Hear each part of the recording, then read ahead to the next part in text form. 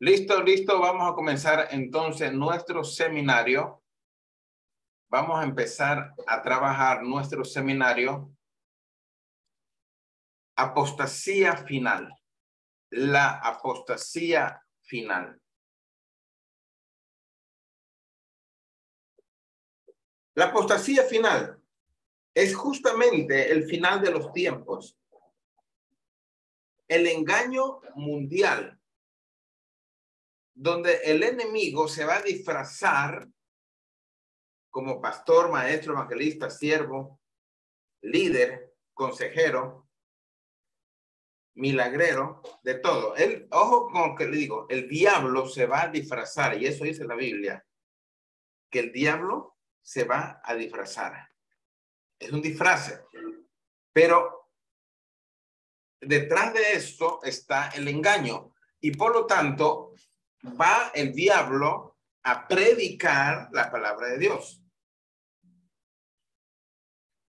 Primero Timoteo 4:1 dice, pero el Espíritu dice claramente que en los postreros tiempos algunos apostatarán de la fe, escuchando, mira lo que dice, póngale atención aquí, a espíritus engañadores, son demonios, a espíritus engañadores, son espíritus, son demonios, y a doctrinas de demonios, a doctrinas de demonios. Es decir, van a usar la palabra de Dios, la Biblia, un ministerio, un llamado, un templo, una iglesia, una emisora, un canal de televisión, una editorial, redes sociales, para hablar y anunciar la falsedad. Pero no olvides que ellos no son cristianos, no son salvos, son falsos. Y la debilidad de la iglesia en estos tiempos es justamente la apologética. La gente no le gusta estudiar este tema porque dicen que no hay que juzgar, etcétera, etcétera. Pero estamos destruyendo la fe de la gente al no levantar la apologética. La palabra apostasía significa apartarse, alejarse, caer del fundamento. Al decir Pablo que apostatarán de la fe, está diciendo negarán las doctrinas fundamentales de la Biblia. Es decir, es una falsa profesión de fe. O sea, es una fe falsa que inclusive podría estar conectada a milagros, a paz, a fuego, calorcito en el pecho, o a la famosa paz, porque gente dice, si tienes paz, hazlo. Si Dios te da paz, hazlo. Si tienes paz, eso es bueno. Si tienes paz, actúa. Si tienes paz, acéptalo. Si tienes paz, pues muévete. ¿Y quién ha dicho que la paz es la señal de que todo es bueno? ¿Quién ha dicho que la paz es la señal, esa sensación de paz, de que ahí está Dios? ¿Dónde dice eso en la Biblia? Jamás.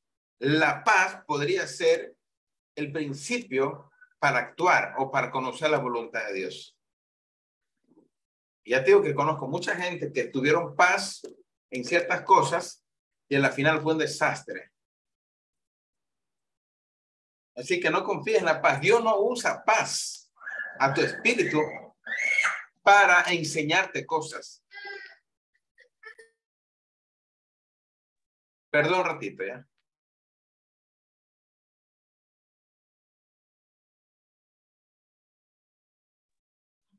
Entonces, Dios no usa la paz. Tengan cuidado porque eso está de moda. Es que Dios me da paz. Es que siento paz. Es decir, tú hablas con un mormón y te habla tan bonito que sientes paz. Hablas con un testigo de Jehová y sientes paz. Porque te hablan cosas bonitas. hablas con un psicólogo, un parapsicólogo y te hablan de la Biblia y sientes paz.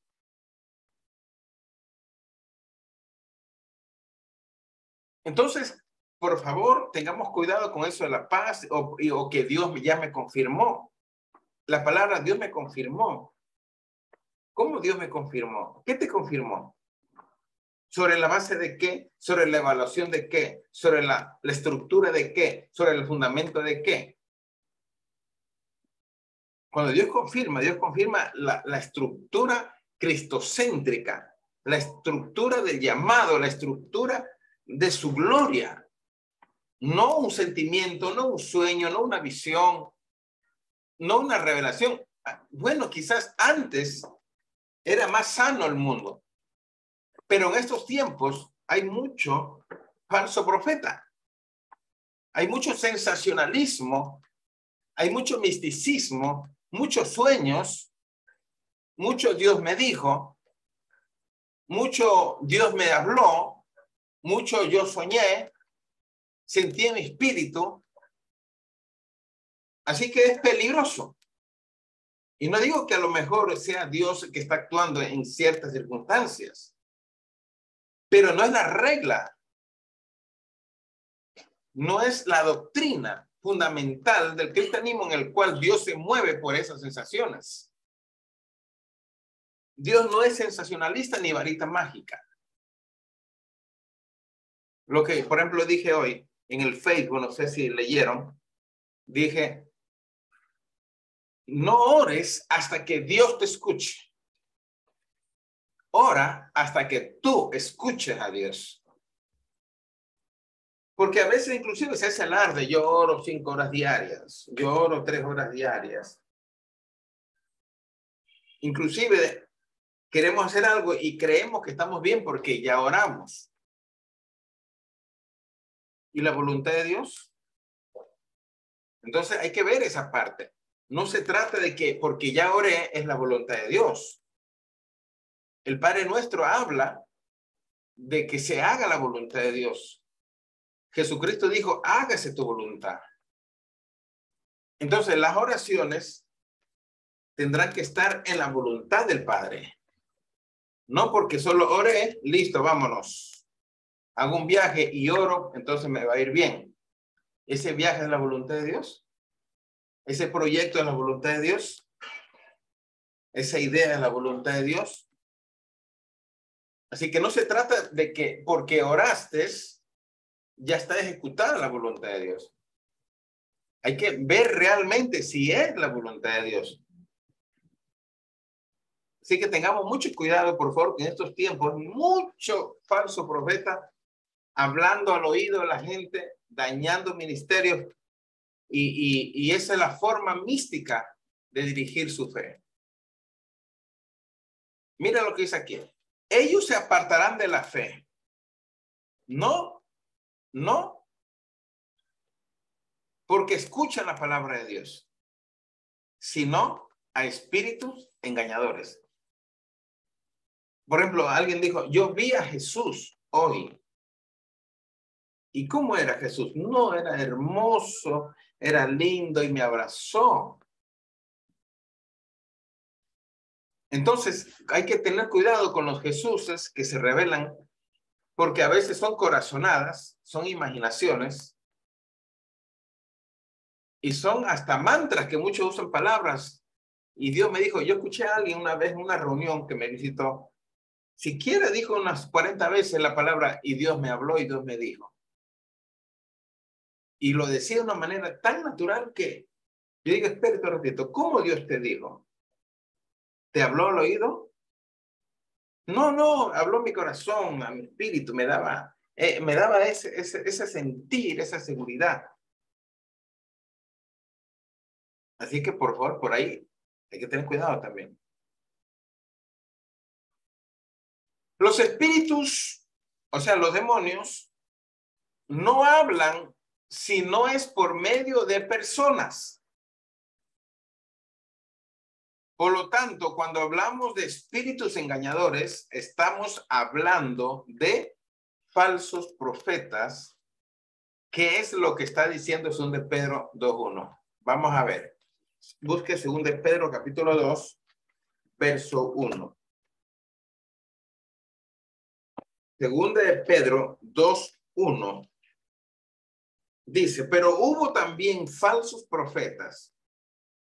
O sea, el demonio hablando por personas.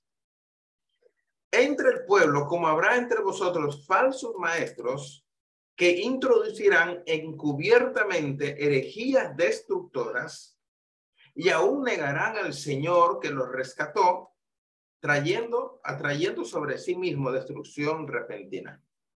Entonces, quiero que firme de una vez esto. Todo falso profeta no es cristiano. Grábatelo y márcalo en tu pensamiento, en tu corazón. Todo falso maestro no es cristiano. No ha nacido de nuevo, no tiene el Espíritu Santo. Pero habla lengua, no importa. Pero es que hace milagros, no importa. Pero es que predica chévere, no importa. Pero es que usa la Biblia y se la sabe de memoria, no importa.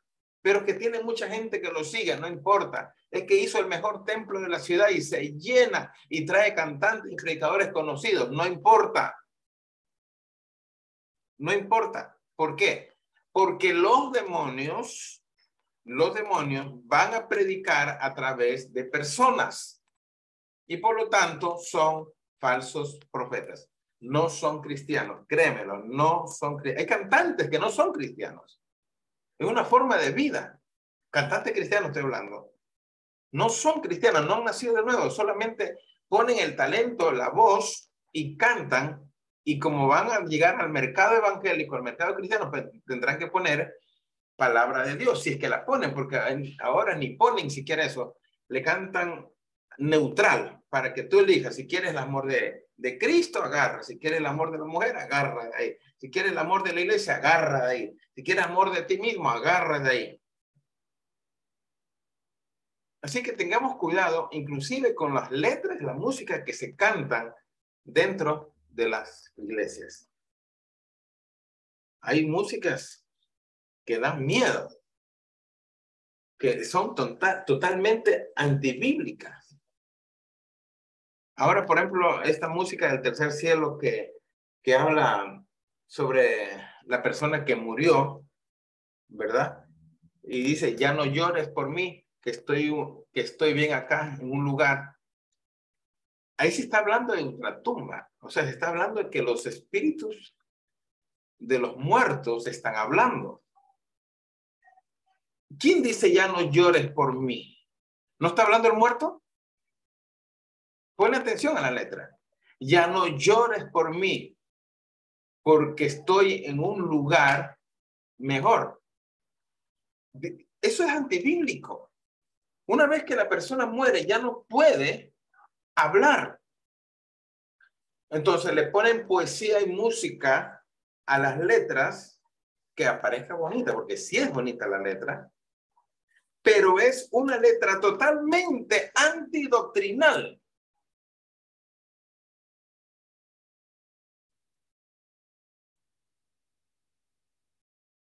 Y mucha gente canta porque solamente es bonita o porque los cantantes se presentan como cristianos. Pero son empresas las que están ahí. Entonces tengamos mucho cuidado, por favor, pongámosle mucha atención a las músicas, a los cantantes y a los predicadores de ahora. Entonces, los falsos profetas introducirán la palabra herejía. En griego, aireisis, que significa elección o secta. La palabra aireisis es como una secta. Elección de una secta. Aireisis es una secta. Preferencia o inclinación por una doctrina u opinión teológica. En otras palabras, un pensamiento sectario. Por eso eiresis significa sectarismo o secta. Herejía, entonces, ¿qué es? Una secta. Un texto sacado de su contexto para el provecho propio, claro, para los intereses personales de la situación que se está hablando. Dice, herejías destructoras. Destructor, o sea, hace daño esa opinión teológica. Es destructora. Por eso la pongo bien grandecita la letra y bien amarilla. Si la recibimos, es destructora. Es una herejía destructora. Pedro lo dijo. Los falsos profetas nunca van a predicar cosas buenas. Porque son falsos. Los falsos maestros no van a predicar cosas buenas. Porque son falsos. No van a glorificar a Dios.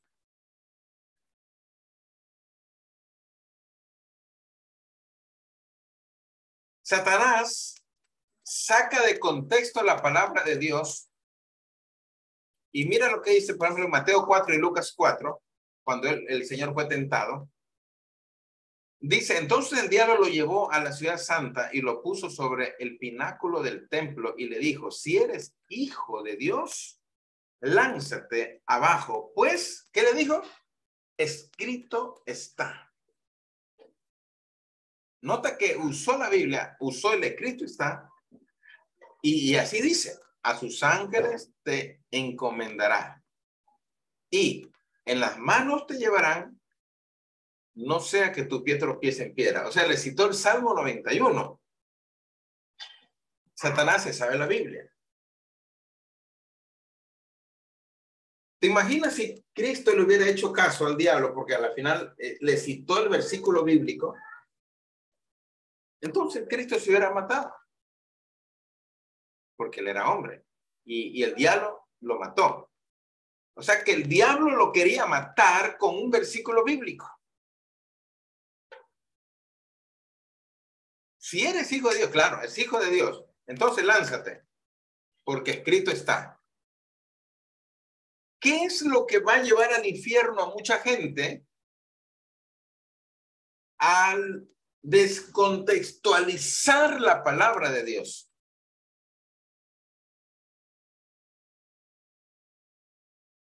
Si tú te metes, por ejemplo, a las páginas de los mormones, de los adventistas, usan los mismos versículos que nosotros usamos para descontextualizar. Escucha al cura Toro, te cita los versículos de memoria, pero todos con eisegesis, para demostrar lo que él considera, que por ejemplo Pedro es el Papa, cosas por el estilo, y te cita versículos. Entonces Satanás saca de contexto la palabra de Dios. ¿Se acuerdan que yo una vez les enseñé que Jesús no descendió a los infiernos, porque eso es un contexto católico? Que el Señor no bajó al seno de Abraham, que abajo había un paraíso y que llevó a todos los santos al tercer cielo. ¿Cuándo? Cuando él murió, antes de resucitar. Y todo eso son contextos que no son bíblicos. Y ya lo hemos estudiado a fondo. Y a veces no queremos abrir nuestra mente porque son 40 años que nos metieron ese cuento en la cabeza. Pues contradecir eso no es fácil. Pero hay que hacer las cosas como son. Y la historia de esa doctrina nos damos cuenta que no fue Pablo ni Pedro, sino la Iglesia Católica. ¿Y la Iglesia Católica qué puede enseñarnos? Y por ahí un cantante dijo que nosotros tenemos la teología católica, que es la misma, es exactamente igual.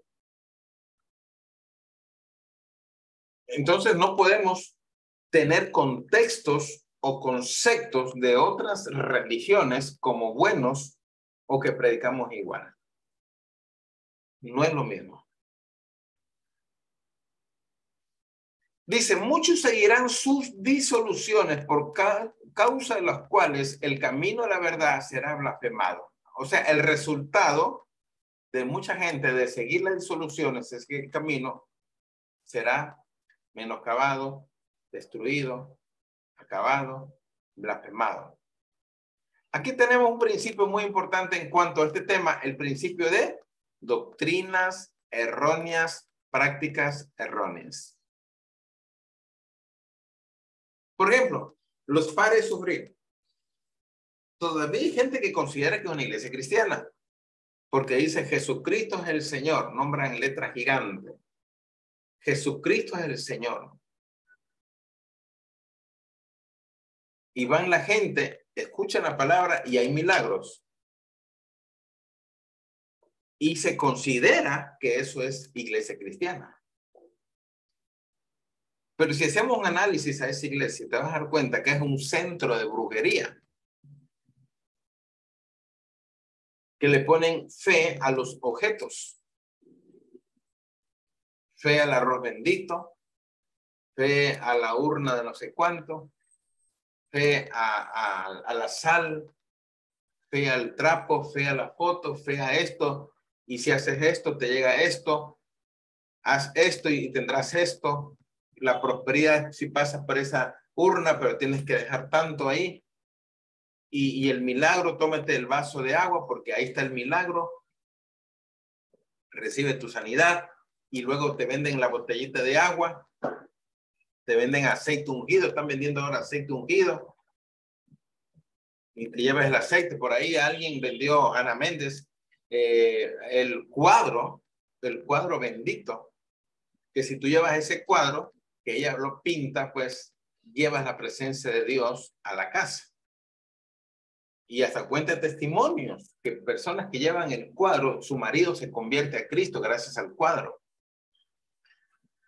Entonces, todas esas cosas están pasando ahora y las vemos tan normales, tan quietas como que es nuestro, pero realmente son doctrinas de demonios. Algunos ejemplos, por ejemplo, los seguidores de la prosperidad tienen el corazón habituado a la codicia por tener un concepto erróneo. O sea, el concepto puede ser correcto para prosperar y proverbios hay muchísimos sabios consejos que te da para que prosperes. Pero usar esos versículos diciendo que Dios te da prosperidad, si a Dios le das tanto, pasen los de 50, pasen los de 100, pasen los de 1000, y si lo haces, tu vida va a cambiar. Hoy mismo vas a ver un milagro, y como todo el mundo quiere milagro, pues da todo, hasta da más. Y te vas a dar cuenta que no hubo un milagro y no hubo nada. Lo que hubo fue un saqueo.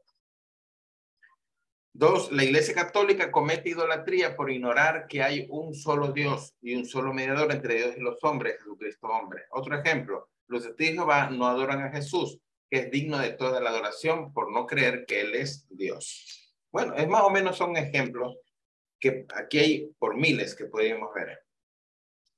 Por eso la Biblia nos exhorta a examinar los espíritus. Vamos a ver 1 Juan 4:1.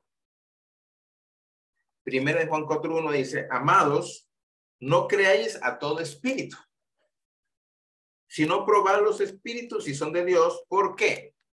Porque muchos falsos profetas han salido para el mundo. Dice muchos, o sea que están regados como maíz por todos lados. Como alguien dijo, estás metido en todos lados, pareces arroz. El arroz está metido en todos lados. En todas las comidas está el arroz. Bueno, acá en Ecuador, porque en Argentina una vez sufrí y no me dieron arroz como... De esos 20 días que estoy para allá no comí un grano de arroz. En México, en cambio, sufrí porque no daban arroz, sino tortilla. Todo es tortilla, ya todo es bendita tortilla. Y al comienzo rico, ¿no? Pero después ya como que mi cuerpo pedía el arrocito. ¿Ya? Pero en los países de acá, de Colombia, Ecuador, Perú, Panamá, Costa Rica, Venezuela, ahí sí te dan mucho arroz. Entonces, los falsos profetas están en este momento como arroz, metidos en todos lados. Primera de Corintios 14:29, vamos a ver. Primera de Corintios 14:29.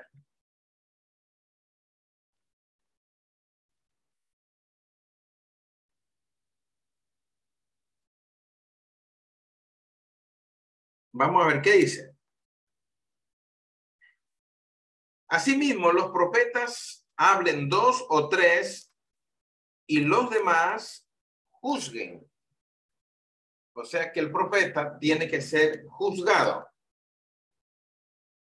verificado, a ver si es cierto lo que está diciendo. O sea, nadie tiene que levantar la mano lo que el profeta dice. Porque hay profetas, yo creo, aquí lo dice, y hay profetas de Dios. Pero ellos tienen que ser juzgados. Por ejemplo, en Hechos 21:9 dice, este tenía 4 hijas doncellas que profetizaban. O sea, sí existe la profecía, pero tiene que ser juzgada. No tiene que ser aceptada ninguna, ni tampoco la palabra pastoral, tampoco, ni la palabra apostólica, ni la palabra evangelística, la palabra misionera. Ninguna palabra en estos tiempos tiene que ser aceptada, sino primero ser examinada por los falsos profetas que han salido. Por otro lado, si aquí pastores, si yo sí que les recomiendo muchísimo que tengan cuidado a quien invitan. Tengan mucho cuidado, por favor. Guarden su iglesia. Hay que invitar, sí, porque es bueno oxigenar, traer una palabra buena, pero la persona que va a llegar tiene que ser una persona que va a edificar la iglesia, la va a bendecir con la palabra, no dejarle un espinero de problemas. Como ya tengo muchísimos casos, cientos de testimonios tengo, de que llegan los predicadores, dan una palabra, pero esa palabra fue errada y trae confusión a la iglesia.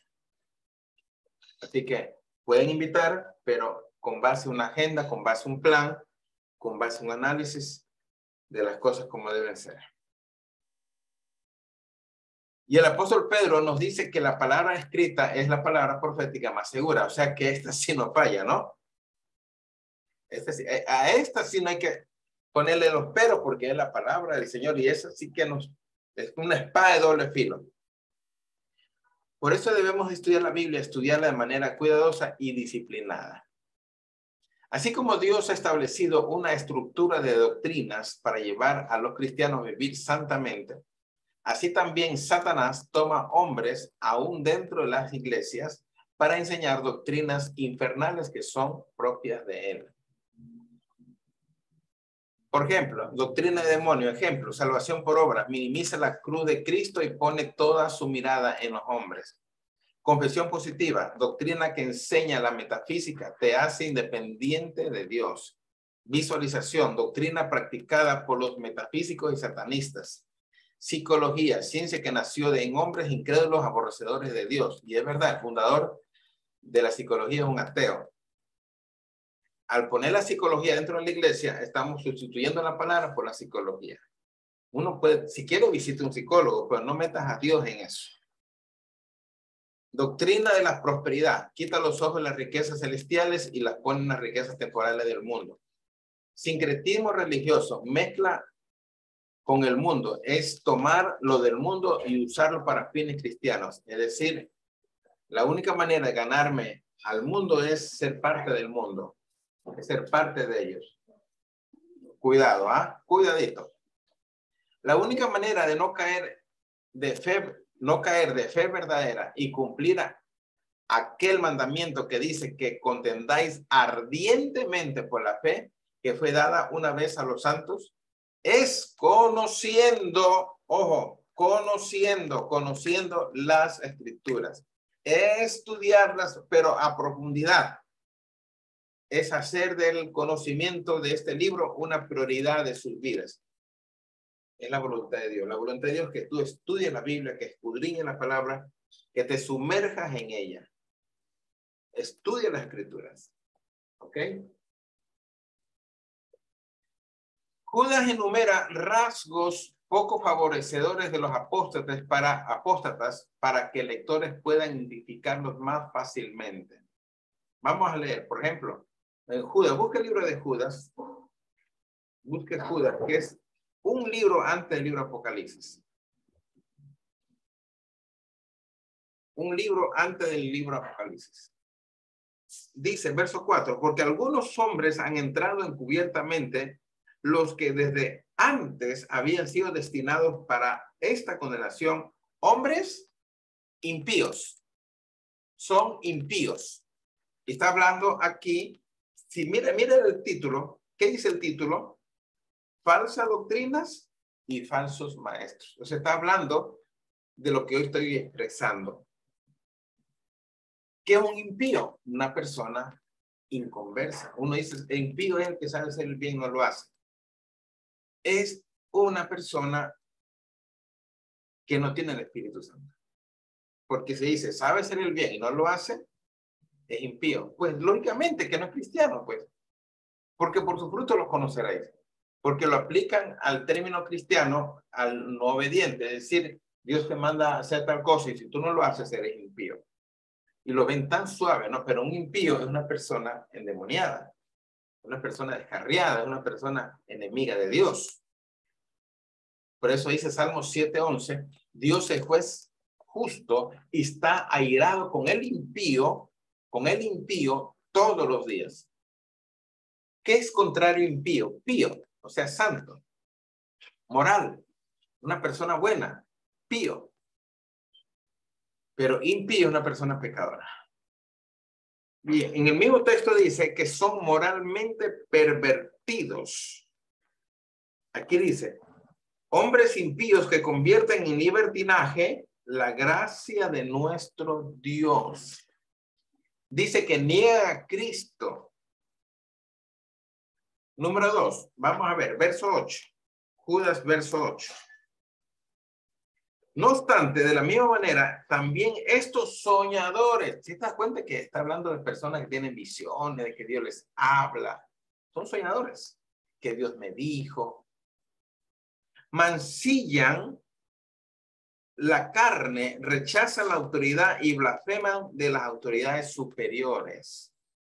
Son ignorantes. Número 3, verso 10. Pero estos blasfeman de cuantas cosas no conocen. Y en las que por naturaleza conocen, se corrompen como animales irracionales. Número 4, verso 16. Estos son murmuradores, querellosos, que andan según sus propios deseos, cuya boca habla cosas infladas, adulando, hoy el mensaje profético que hoy está de moda, ¿no? Adulando a las personas para sacar provecho. Entonces el mensaje profético dice que vas a restaurar la fe de una persona, pero realmente no es la palabra de Dios, sino la adulación. ¿Cómo tú puedes adular a un adúltero que tiene 2 mujeres, 3 mujeres y le dice que Dios lo va a bendecir? ¿Cómo tú puedes decir que Dios va a levantar y bendecir a una persona que no quiere saber nada del Señor ni del compromiso de su palabra? Pues para sacarle la plata, aquí lo dice, para sacar provecho. ¿Ok? Bien, número 5. Son burladores, verso 18.